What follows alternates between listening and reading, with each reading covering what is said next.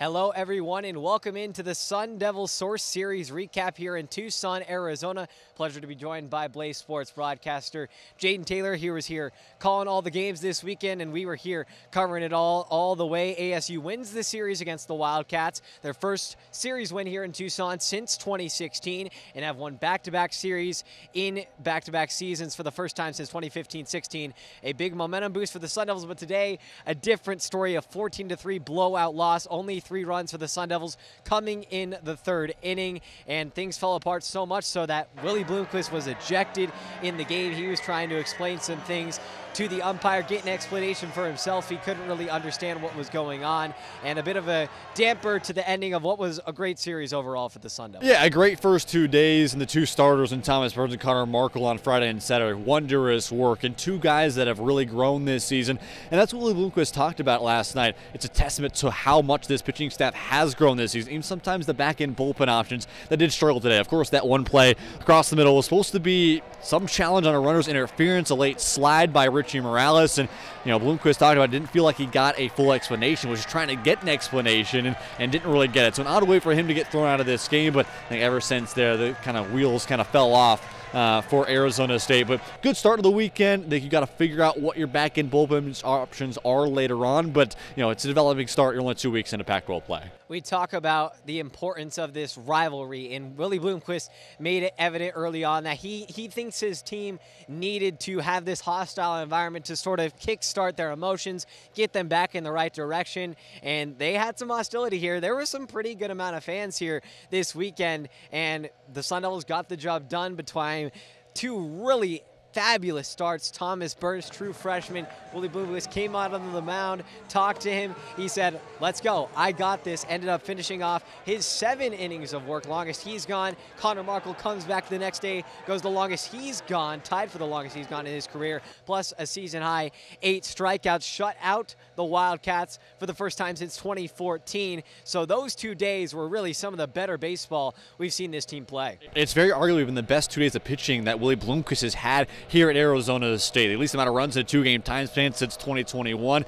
And again, you saw what this group can be. You look out, and even Friday, you look at Thomas Burns, really great start. I think the biggest thing you saw from him, at times we get down on the count, and sometimes 1-0, 2-0 counts. The difference from 2 weeks ago to what it was on Friday was he was willing to work his way back, willing to stay in the zone consistently, but not give up meets over the heart of the plate. That's been the biggest thing I think Burns has really grown thus far this season, being able to still be chippy on the outside of the zone when needed to get himself back in counts. And the Connor Markle, dominant day. He talked about it. He was able to go last week. He still felt he was able to go with the tricep tendonitis, but Willie Bloomquist and Sam Peraza felt that it was best for him to take the weekend off, get himself healthy, and he felt that did help for him, get a little more time to reset, get his arm ready to go, and that did help him. The slider was looking great on the back end, fastball consistently firm, and yeah, changeup was really good. He's been kind of mixing with that a little bit too, so I mean, Marco's got a lot to work with, and again, the front end of the weekend is going to be dominant. They're going to be able to work really well on Friday, Saturday. The question still is Sunday. Yeah, Sunday, you mentioned that. Let's just go there. That's kind of the question right now. We've seen it bounce around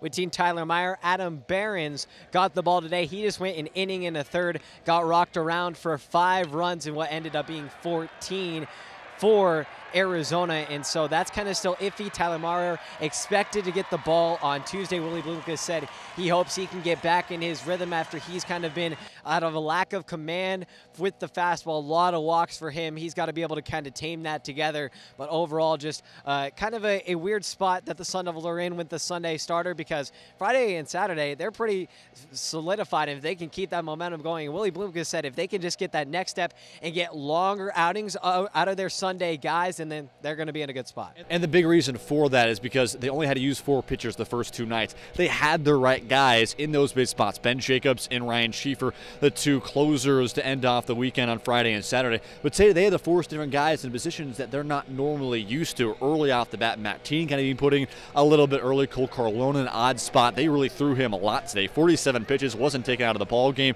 And again, when you only get 9 batters through the Arizona lineup and your starters out of the game, you kind of got to scramble a little bit bit across the rest of your bullpen. That's what was forced today. If Willie Bloomquist and Sam Barraza can find a guy that is consistent, that can give you even 4 or 5 innings of work, that's where you can settle down a little bit and develop what your Sunday roles are going to be throughout the rest of your bullpen. Ben Jacobs and Ryan Schieffer, the two main guys that have been out of this bullpen, have been really good and were really good this weekend. Jacobs bouncing back from a very odd situation just over here at third base where he tried to pick off the runner, came back and was able to close it out for his team. And then Schieffer has just been the best guy out of the bullpen this year. What he's been able to do starting his career at GCU, coming to Central Arizona, and then now getting an opportunity at Arizona State, they have all been solidified. The real question is these other guys, like we mentioned, Cole Carlone, still developing a little bit. Fitzpatrick has given up a few long balls recently, so figuring out those other pieces is what Willie Bloomquist is still trying to put together. Yeah, I mean, there's still guys out there. I mean, we didn't see Braden Barnes at all this weekend. There's a couple of guys, Jonah Giblin, even some back guys in the bullpen. I think this next stretch, 5 games in 6 days, Utah Valley, then Washington State this weekend, is the perfect time to develop, okay, who are going to be those guys? You're getting to the part of the year where you really got to start solidifying who are going to be guys in the back end of the bullpen. You get 2 games against Utah Valley, a really struggling team in the WAC. I think they're 7-12 coming out of this weekend. Give guys out there some more opportunities. Give them a little bit longer of opportunities to see what they can do. And I think that's going to set up towards the weekend against a Washington State team that is up and down in the Pac-12. A good opportunity for Arizona State to try and build up those wins after the little bit of a skittish start through non-conference play. But let's turn it over to the offense. Normally, what we saw in non-conference play was dominance and a lot of success, but today in just this entire series, a different story. 10 runs across all 3 games. We saw that in 1 game spans against Santa Clara and some other teams for ASU. 6 for 35 with runners in scoring position. That was really the key of ASU not being able to add runs on. That was the big thing right off the bat. They gave up 5 runs in the second inning. They add on 3 in the third. And you had a chance after the double from Mendoza to keep it going, keep it moving, and everything just kind of fell off from there. Willie Bloomquist talked about it a lot. That right there, that inability to add on to the momentum, to bring it back within possibly a tie ball game, really felt kind of hampering them down the line because you give a couple runs later, you keep finding yourself more and more in a hole. And again, the wheels fell off the track after that one. So I think you find yourself in more spots where you can bring guys in. They left on 12 today. But a lot of times today it was spots to where a quick 2 outs and they try to start a 2-out rally. You got to find somebody leading off the inning being a little more productive. ASU, Willie Bloomquist talked about, I should say, coming into this series of his team needing an edge, needing to, be a little bit mean. That's literally what he said. Need to kind of have some fire and to get on one another. And we asked him about it post game of if there were any guys that did that. And he said in that locker room today there were some guys holding each other accountable, saying some things, kind of getting on one another. And that's what he said, at least when he was in his day in 1998 when the Sun Devils went all the way to the College World Series National Championship Final against USC.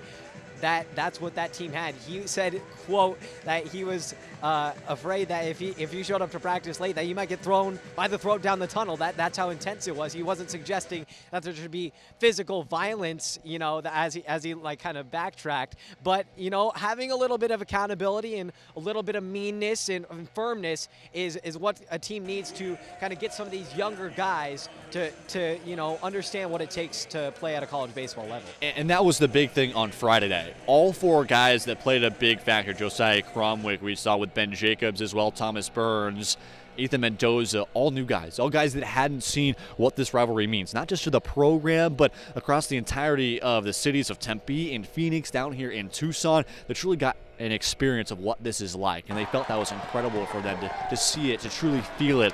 That's what they brought out here this weekend. They get to see what this matchup is, they get to see what this hostility is between these 2 programs, and I honestly don't know if it's going to be as big for this year for them, but it's going to be a developing thing that allows Willie Bloomquist to bring in guys that are new, that are young, that can understand what this means, and then once they get back here next year in a game or maybe down the road later on in April when they take on Arizona, they can understand what a matchup like this is, and they're ready for it once again. New players to the rivalry. They have soaked it all in. Now ASU once again takes the Territorial Cup Series 2 of 3.